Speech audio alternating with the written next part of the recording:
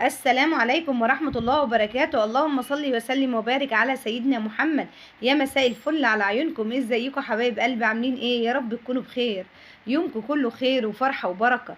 قبل ما نبتدي الفيديو ما تنسوش اللايك والاشتراك في القناة وفعلوا الجرس عشان يوصلكوا كل جديد. ان شاء الله مع بعض النهاردة هنعمل الرز بلبن، هنعمله احلى كمان من بتاع المحلات. نقول بسم الله والصلاة والسلام على اشرف خلق الله وندخل ونبتدي الفيديو. اول حاجه هنجيب حله على النار، هنحط فيها كده نصها ميه، ونحط حوالي كوبايه من الرز المصري العادي خالص. هنغسله كويس وهنبتدي ننزل بيه على الميه.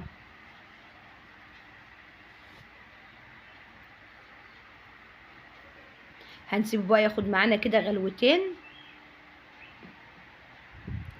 ومعنا طبعا حليب ومعنا قشطه ومعنا سكر.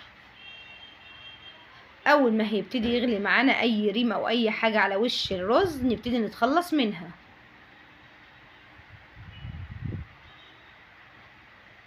مجرد ما يتشرب الميه ويوصل للقوام اللي احنا شايفينه ده، وهتحسوا كده ان الرزايه استوت معاكم، نبتدي ننزل بالسكر.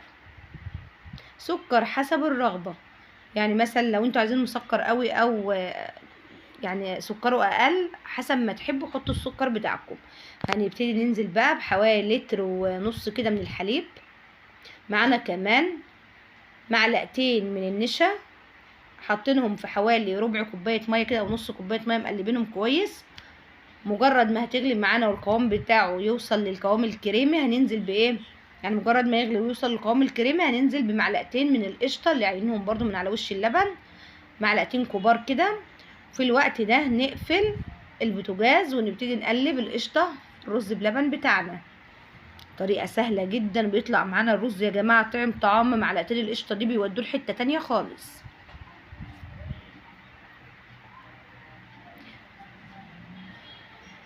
لو وصلتوا معانا لحد كده بقى ما تنسوناش باللايك، واللي ما اشتركش في القناه يا ريت يشرفني بالاشتراك وتعليق جميل منكم.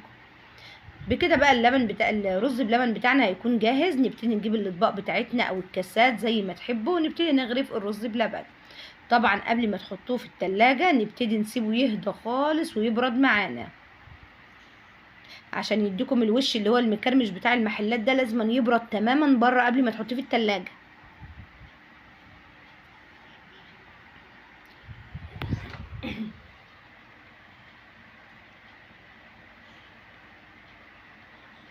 بيطلع معانا يا جماعة قوام كريمي وطعمه حلو جدا.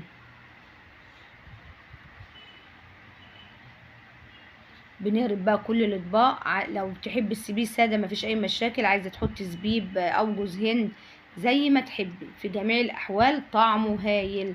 وبكده خلصنا الوصفه بتاعتنا النهارده، يا رب تعجبكم وتنور رضاكم ونكون دايما عند حسن ظنكم.